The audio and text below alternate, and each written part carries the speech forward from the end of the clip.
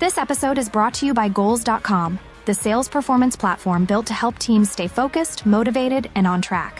While most CRMs just track data, Goals.com drives real results. It's simple, affordable, and designed to help your sales team hit targets faster, without the headache of complex setup or costly consultants. Whether you're using a CRM or not, Goals.com works seamlessly to elevate your performance. Book a fun, fast demo today at Goals.com. Welcome back to the Goals.com podcast, where we dive deep into what really drives sales performance at the highest levels.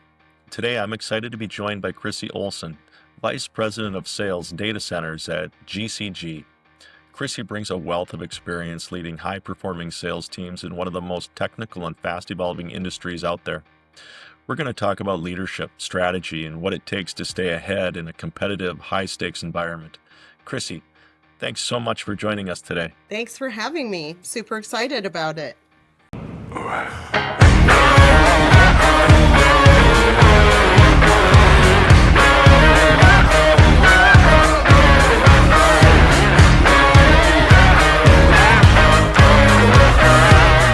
Can you start by giving us a quick overview of GCG and your role as VP of Sales?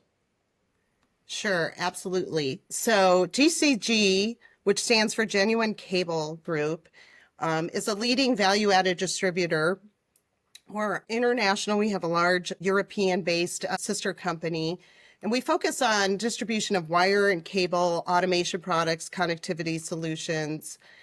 We are a private equity-owned firm, and so we have a lot of different business units. From, automation things. We own some of our own manufacturing brands. It's a very unique setup. But my group is focused on the data center industry, and then our other teams are really focused on the telecom, broadband, and factory automation. Interesting. So what's your sales leadership philosophy, and how has it evolved over the course of your career? I try to take all the good things and the bad things I've learned and be a manager somebody really wants to work for and work hard for. We hire adults. So those adults should be experts in their designated field, especially, in my industry, right? There's a lot of tenured people. And I think letting the experienced adults have input on strategy and direction is very important. I think listening and adapting, to the certain strengths and weaknesses of the team and making sure that we're working together and aligning them properly, not only internally, but with the right customers, right? I learn something new every day from my team. So I think, being able to have that input and team mentality is really important. I also think that giving them training or a variety of customers to call in is very important too. One, it makes them well-rounded, and it gives them an opportunity to find their niche, foster new growth opportunities, both professionally and personally, right? So sometimes we can get very tunnel vision in what we like to do, what's the easy button. But I think if you call on a large group within an industry, lots of diversity within titles, it makes you a better salesperson. Sure. Leading sales in the data center space comes with technical complexity, obviously. How do you balance technical product knowledge with sales performance?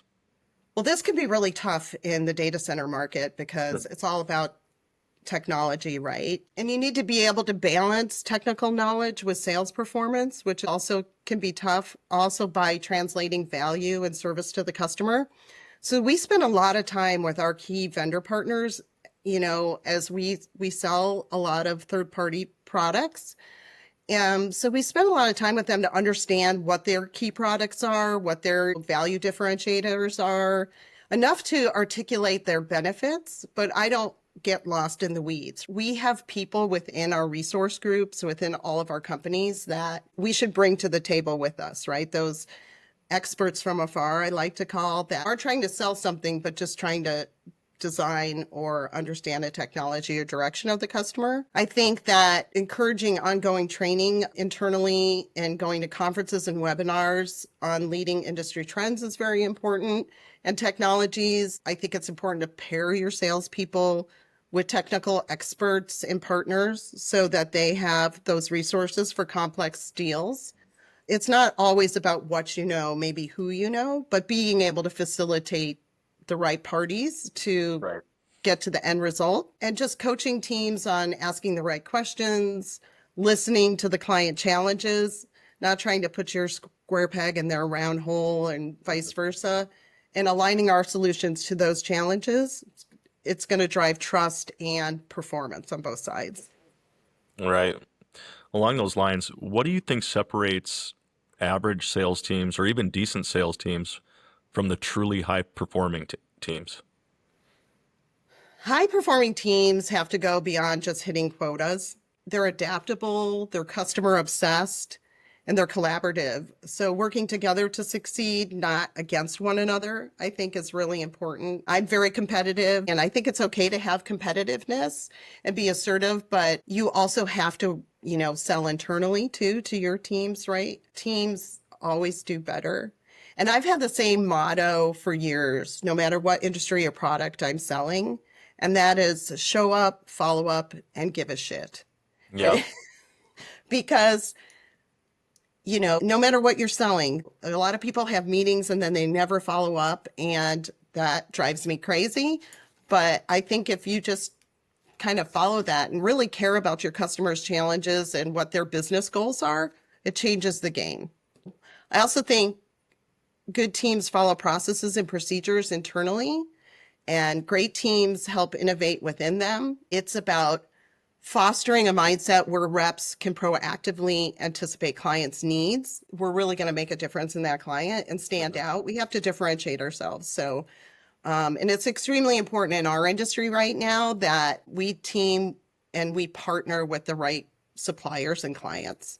So, not trying to boil the ocean and throw up all over the client when you see them. Continuous listening and learning will help get you further than just sell, sell, sell.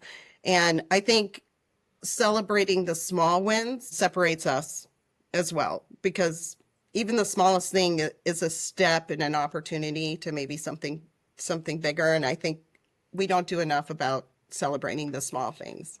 Yeah. Builds morale too. Absolutely. How do you approach setting sales goals and aligning your team around those goals? For me, in the position I'm in right now, spearheading a new business unit within a large company has a lot of challenges. We're a startup. So having like a SMART framework, specific, measurable, achievable, relevant, and time bound makes a big difference. Because for me in sales, I want to understand what my goals are, what the expectations are, and I want to be able to measure myself every month to what those are. Am I meeting those? Are we doing it? So depending on, like in the situation we are right now where we're building this business unit from scratch, that there's a lot of gray area where that is concerned. But I think if you involve your team in the process and gathering their insights and understanding market trends, we can't sell everything. Our first thing is to say, yes, we can do that. But if you can't do it well, you're going to fail, right? Or if there's not a proven process to whatever you're selling, you're going to fail. So I think understanding where your sweet spot is and being okay with just selling that and providing that keeps everybody focused and motivated as well. Yeah. What do you look for when hiring new salespeople? What traits are non-negotiable? So I look for curiosity, resilience, and a customer first mindset, because that's our business. Our business is servicing customers, right? Specifically right now. And somebody who has a deep industry network in the data center industry. It is all about who you know, not what you know. And I keep proving that to myself time and time again. Non-negotiables is, a no asshole policy. Sure. And mentality, because one, that's not good internally for your team members. And you want to have salespeople who people want to work with, who they trust, right? Absolutely. I want people with integrity, adaptability, because I need people to build a trust with those customers and also be able to pivot in a fast changing industry like the data center industry is. I think you have to have some technical knowledge in our position to be able to do solution selling. You don't have to be an engineer to do what we do, right? Somebody who has questions, who listens, that's invaluable. Because of the industry we're in, and there's a lot of conferences and events, and you have to play in some of those, right? You don't have to go to all of them. But I want somebody who isn't afraid to work a room or network on their own. I want to be able to send somebody into an event and know they're coming out with everybody's business card or contact information. A gritty hunter. Basically. How do you keep your team motivated, especially in a high competitive, high pressure environment like tech and infrastructure sales? Well, and I'm very thoughtful about this because of the position we're in now. Like I said, we're starting a new business unit. Our firm has, made a lot of acquisitions over the last 10 years, which can make a lot of challenges internally when it comes to internal systems and process and procedures. So motivation really has to come from purpose and recognition.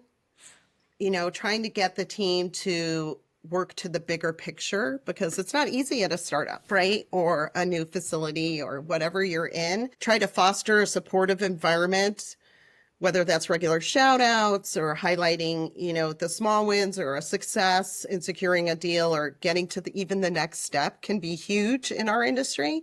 Moving the needle forward. And managing challenges. So in my current situation, I encourage open communication because there are a lot of frustrating situations and issues.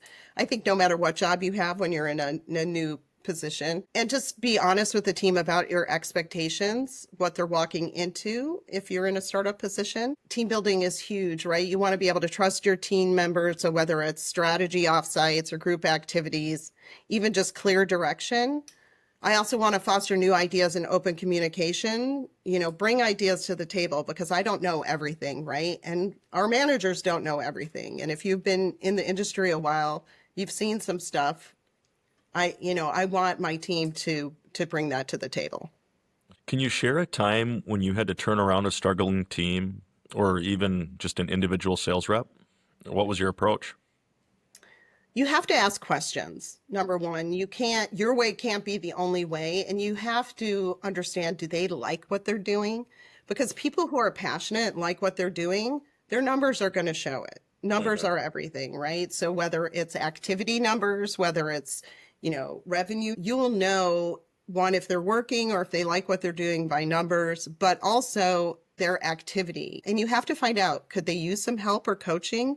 And it's not, and encouraging them to say, like, I don't get this, I need your help with this, or I am not comfortable selling this, and putting them in the right place that they can be successful.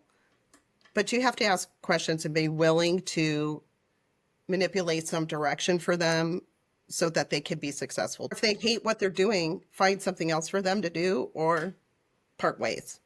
Shifting gears just a little bit, what trends are you seeing in the data center space that are shaping how your sales teams operate? Well, right now, the data center industry is being reshaped by AI-driven demand, right? And hybrid cooling strategies. And not to get super, super technical, but hyperscale companies are driving most of the current construction across North America right now and beyond. And this can be a complex sales process in our arena because they typically are the ones who are dictating what and how the products are purchased. And that's what we're doing, is selling services and products. So many procure directly. That's a whole nother challenge, for us from vendor partners. But it's important for our team to be not so transactional. In the distribution model, it's all about transactions, but we're trying to do something different and stand out from that traditional model.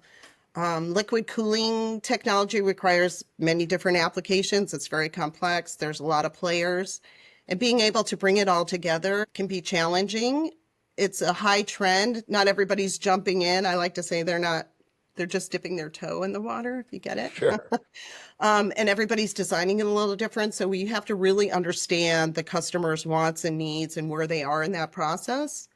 And again, it goes back to facilitating the resources that are at our fingertips with the technical resources and the experts and the manufacturers who are making these types of products, and then use that as an opportunity to sell a lot of other things that go into that technology. Power constraints and delays, everybody hears about, how are we going to produce enough power to keep these data centers going and build new ones. So it's also changing project deployment timelines, which really affects our business and in the logistics and supply chain. So we must really get involved early with customers and forecast and build flexibility into their designs and bills of material that they want to build with, because products are all the different products that we sell and go into building a data center. There's long lead times, right? Yeah. There's many different products, lots of different lead times. And so really understanding where and educating a customer, here's what you're up against for your construction timeline is super important. Be that kind of proactive advisor is going to be really important. Being at that design table is very important for us. GCG is a newer entity to the data center industry. We have to differentiate ourselves from our competition out of the gate, being able to focus on predictive procurement and offering some special services and solutions, supply chain, logistics solutions. Having hero products in stock is huge for us, and some of our prefabricated and owned solutions that can cut some deployment time is really important. It's going to be important in the industry and to our customers.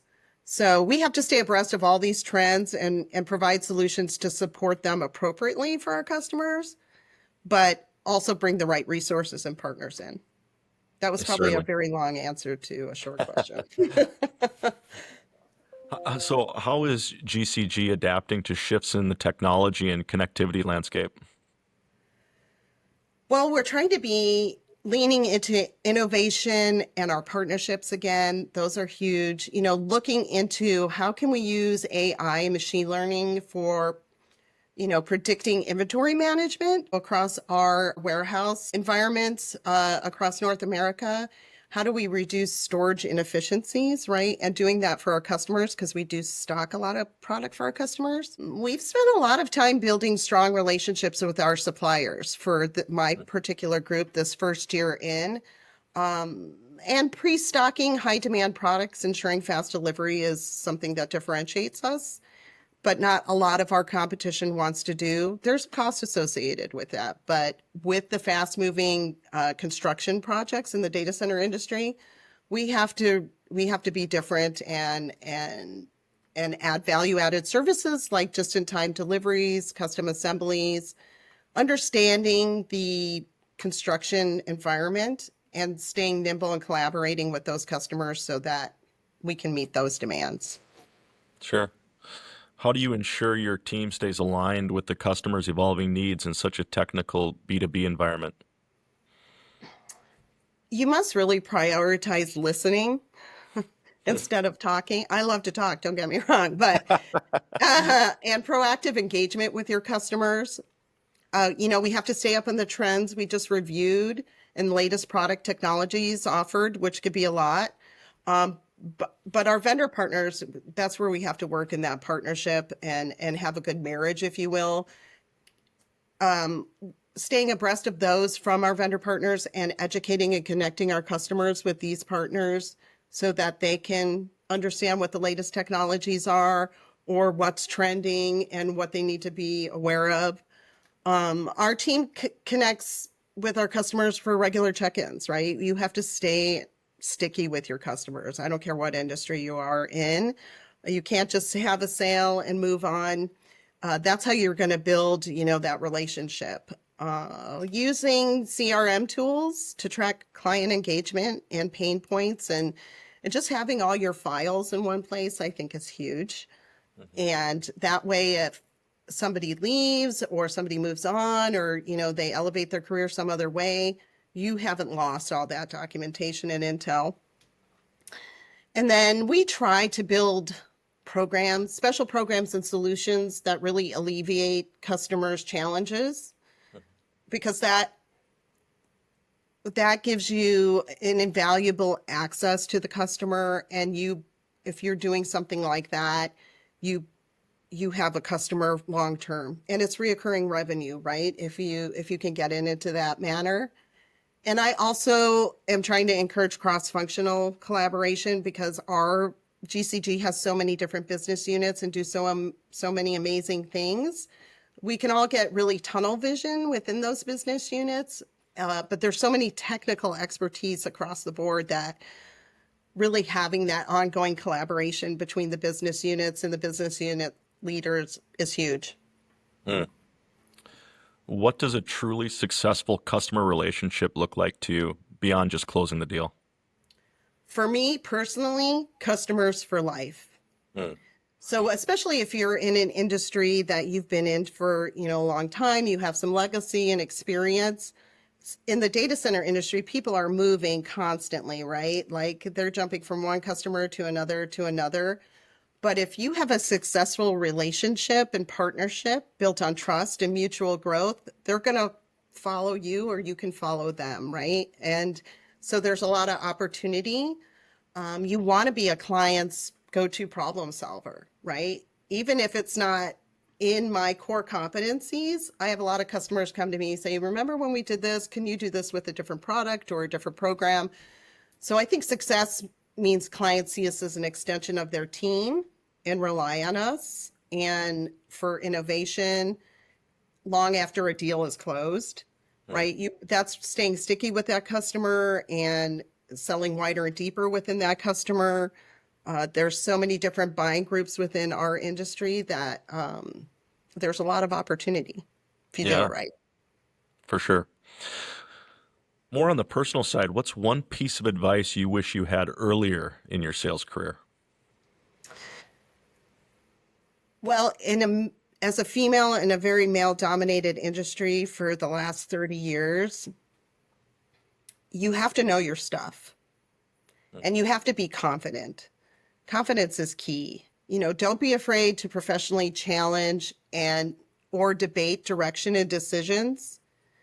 Ask tough questions. Don't be afraid to say, I'm not sure, but I know people who will be, and let me pull them in. I think that's huge. And most of all, especially for women, we have to know our worth and stand behind it. If you know your stuff and your industry and you are a proven powerhouse in your industry, stand up for yourself and know your worth. I love that.